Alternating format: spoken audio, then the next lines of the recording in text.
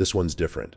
This one's about me, David, and my roommate Sarah, and what happened when I got too curious about the parts of the internet you're not supposed to access. So, context, I'm a cybersecurity major at UNLV, which I know sounds fancy, but mostly it means I know enough about computers to be dangerous and not enough to be smart about it. Sarah's my roommate. We share an apartment near campus, one of those shitty two-bedrooms where the walls are thin and the AC breaks every summer. Sarah and I have been friends since freshman year. Strictly platonic, she's gay. I'm probably somewhere on the ace spectrum, so there's never been any tension there. Just two people who get along well enough to split rent and not murder each other. Anyway, this happened in March. Spring break. Most people had gone home, but Sarah and I were both broke and from out of state, so we stayed in Vegas. I was bored out of my mind, which is always when I make bad decisions. I'd been learning about Tor and the dark web in one of my classes. Purely academic, my professor stressed repeatedly. He showed us how to access it safely, explained how it worked, warned us about the illegal shit you could find there. And like an idiot, I got curious. "You're going to get us on an FBI watch list," Sarah said when she caught me setting up Tor browser on my laptop. She was sprawled on our thrift store couch, eating cereal straight from the box and watching some true crime documentary. "I'm just looking," I said. "Not buying anything. Not doing anything illegal. Just exploring." Famous last words, she muttered, but went back to her show. The dark web is weird. It's not like the regular internet. No Google, no Facebook, no YouTube. Just a bunch of sites with random letter combinations for addresses, most of which are scams or worse. I spent a few hours clicking around, mostly finding boring stuff.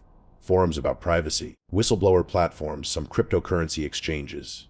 Then I found the marketplace. It wasn't like the famous ones you hear about, Silk Road or Alphabet. This was smaller, more curated. The interface looked like an old-school auction site, all black background and green text. The items for sale were vague. Mystery box 47, surprise package, buyer beware. The price were weird too. Some boxes cost 0.1 Bitcoin, which is basically nothing. Others cost 5 Bitcoin or more. There was no rhyme or reason to it. "Sarah, come look at this," I called out. She wandered over, still clutching her cereal box. "What am I looking at?" "That's like a mystery box marketplace. You pay, they send you random shit. Could be anything." She squinted at the screen. "That's definitely a scam, David. Like those shady Amazon returns pallets, but worse." "Yeah, probably." But I was intrigued. There were reviews, though they were all cryptic. "Exactly what I needed," one said. "I wish I'd never ordered this," said another. "The box new," said a third, which made 0 sense. "Don't," Sarah said, reading my mind. "I'm just gonna look at the prices," I said. Famous last words, right? I found one, mystery box 200T, that cost only 0.02 Bitcoin, like less than $2. The description said, "Contents personalized to buyer, allow 3-5 days for delivery. No refunds. No questions." "Personalized how?" Sarah asked. "You didn't create an account, did you? How would they know anything about you?" She was right. I'd been browsing anonymously through Tor. There was no way they could have any information about me. But that just made it more intriguing. "Fuck it," I said, and clicked buy now. The checkout process was surprisingly easy. I transferred the Bitcoin, which I had from a previous class project, to the specified wallet. The confirmation page gave me no information except, "Your order has been received." "Thank you, David." "Wet," Sarah said. "How does it know your name? You didn't enter anything, did you?" She was right. I'd made the purchase completely anonymously. No name, no address, no information at all. "Must pull it from the Bitcoin wallet info," I suggested weakly. But we both knew that didn't make sense. I tried to go back to the site, but the link was dead. Just a standard error page saying the site couldn't be found. "See, scam," Sarah said. "You just wasted $2. Come on, let's go get drunk or something. Spring break, remember?" But I couldn't shake the feeling that something was off. 3 days later, there was a package at our door. Just a regular cardboard box, the kind you'd get from Amazon. No return address, no shipping label, no markings at all except our apartment number written in Sharpie on the side. "That was fast," Sarah said. She was getting ready for class. Spring break was over, and she had an early morning lecture. "You didn't order anything?" "Nope." I brought the box inside. It was light. Didn't rattle when I shook it. I grabbed a knife from the kitchen and cut through the tape. Inside was another box, plain white, about the size of a shoebox. And on top of it, a note card with a single sentence in typed text for David. "Watch with Sarah." "Okay, that's creepy," Sarah said. "How do they know my name?" I didn't answer. I was too focused on the white box. There was something about it that made my skin crawl, like it was humming at a frequency I couldn't quite hear. "Open it," Sarah urged. I lifted the lid. Inside were photographs, maybe 50 of them, all 4x6 glossy prints. I picked up the first one. It showed our apartment, specifically our living room, taken from the doorway. You could see the couch, the TV, the window with its shitty Venetian blinds. When did you take this? Sarah asked. I didn't. I flipped to the next photo. Same living room, but from a different angle. Like someone had walked a few steps to the right. Next photo, the kitchen. Our dishes in the sink exactly as we'd left them this morning. David. Sarah's voice had gone tight. Someone was in our apartment. No, look, I held up one of the photos. This is from today. See your coffee mug. You just set it down like 10 minutes ago. We both stared at the photo. The coffee mug was there on the counter, half full, with lipstick marks from Sarah's morning routine. Someone's watching us right now, Sarah whispered. There's a camera in here somewhere. We spent the next 20 minutes tearing apart the apartment, looking for hidden cameras. We checked every smoke detector, every outlet, every corner of every room. Nothing. Maybe they're hacking the webcam, I suggested, pointing to my laptop. But the laptop was closed. Had been all morning. Sarah picked up the stack of photos and started going through them more carefully. David, these aren't all from today. She showed me one. It was our living room again, but different. The furniture was in slightly different positions. And through the window, the lighting was different. Evening instead of morning. That's from yesterday, I said. I remember. You moved the couch when you were vacuuming. Next photo, our living room with different furniture entirely. Stuff we used to have but had replaced months ago. This is from last semester, Sarah said, her voice shaking. We went through all the photos. They were chronological, we realized. Starting from when Sarah and I first moved into this apartment 2 years ago. Someone had been documenting us the entire time. Our apartment from every angle. The kitchen, the bathroom, the bedrooms, both bedrooms. There were photos of me sleeping, photos of Sarah getting dressed. Nothing sexual, nothing exploitative, but somehow that made it worse. They were just observational, clinical. We need to call the police, Sarah said. I was about to agree when I noticed something. The last few photos in the stack were different from the others. They showed our apartment, but they weren't taken from inside the room. They were taken from outside the windows. Our apartment was on the 3rd floor. Sarah, I held up the photos with shaking hands. These were taken from outside, from the air. She looked at them, and her face went pale. That's impossible. There's no building across from us. Nothing tall enough to get this angle. But unless someone used a drone. But as I said it, I knew it wasn't right. The angle was too steady, too perfect. And some of these photos were from 2 years ago, before drones were common enough or cheap enough for some random stalker to use. Sarah grabbed the box to see if there was anything else inside. A piece of paper fluttered out. We both stared at it. It was a photograph.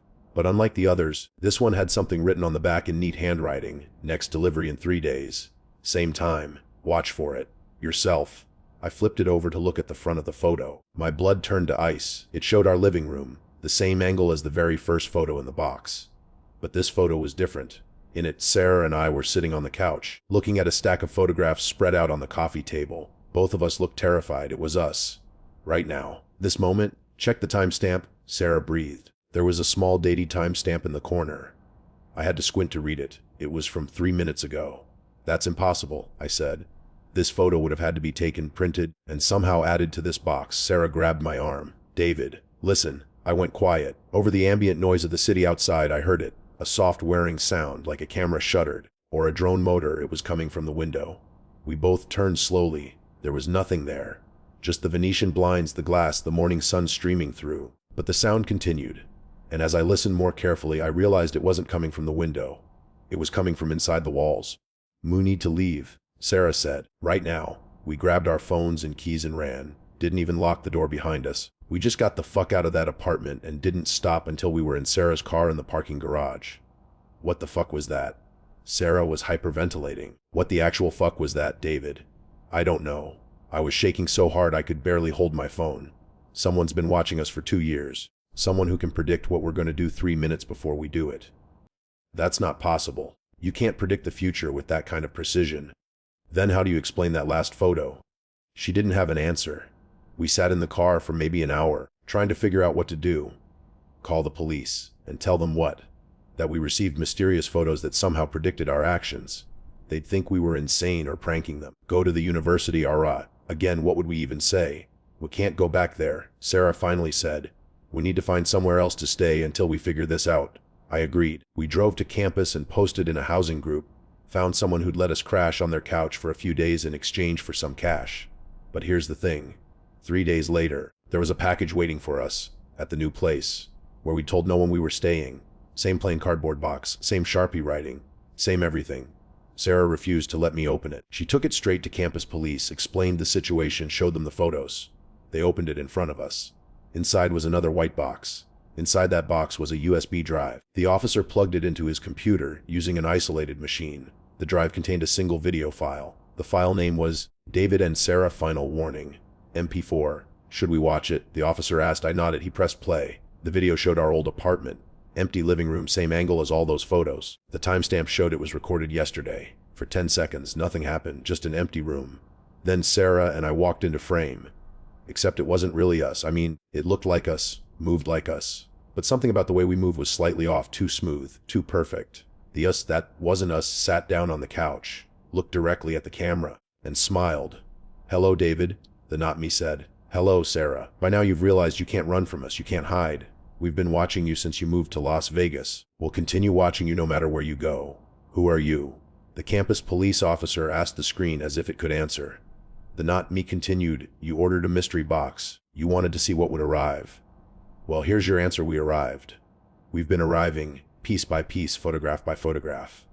You invited us in the moment you clicked that button, and now we're part of your life forever. David, not Sarah said, and her voice was wrong, just slightly wrong, like audio that's out of sync. You and I need to accept this. We can fight it, keep running, keep trying to escape, or we can accept our new reality. This is what personalized means, not me said. The box knew you, David. It knew Sarah. It knew exactly what you needed to see. And now you've seen it. The video ended. The timestamp showed it was recorded yesterday. But Sarah and I hadn't been in our old apartment yesterday. We'd been at the temporary place. There's more files on this drive, the officer said, clicking through folders. Looks like hundreds of videos, thousands of photos, all labeled with names and dates. He clicked on a random one. It showed a couple I didn't recognize, sitting in a living room I'd never seen, looking at their own stack of photographs with horrified expressions. The file name was John and Married, Minneapolis 2019 MP4. There's more, the officer said, his voice wavering now. He'd lost that professional detachment. Michael and Jessica in Portland, Robert and Linda in Boston, Alex and Samantha in Seattle, all following the same pattern. Mystery box, photographs, video warning, going back to 2012. He looked at us. What the hell is this? I couldn't answer, because I was staring at the screen, at the list of files, at the hundreds of names scrolling past. Different people, different cities, different years. But always the same two people whose names the box somehow knew, being watched by something that could photograph them from impossible angles and predict their actions minutes before they happened. I need to report this to someone higher up, the officer said. This is way beyond campus police. This might be FBI territory. But even as he said it, I saw the doubt in his eyes. Because how do you report this? How do you explain it? We never heard back from campus police. When Sarah called to follow up a week later, they said they'd lost the USB drive, said they had no record of us coming in, said maybe we'd gone to a different station. We know we didn't. Sarah and I moved out of Vegas. We're not together anymore. Couldn't handle the constant paranoia, the checking every corner for cameras, the fear that every package might contain more evidence of whatever's been watching us. Last I heard, she's in Portland. We don't talk much. It's too hard. Every conversation ends up circling back to that box, those photos, that video. But here's what keeps me up at night. I've been thinking about that note, the one that said, yourself. What if it was literal? What if those weren't actors or CGI or deepfakes in that video? What if that was actually us, somehow watching ourselves from outside of time? What if we're not the victims of this thing? What if we're part of it? I don't have answers. All I know is that I still jump every time I hear a camera shutter. I can't look at photographs without wondering who took them and when. I'm terrified of packages. And sometimes, late at night, I think about that marketplace. That site that disappeared the moment I made my purchase. What if it's still out there? What if other people are clicking, now on Mystery Box Air 214 Futter 2 Fiend Fest in 2016? What if the box is still learning, still personalizing, still arriving exactly when it's supposed to? And the scariest thought of all, what if someday I get another package? And inside is a note that says, time to deliver your own boxes, David. You know what to do. Yourself. Because if that happens, I don't know if I'll be able to refuse.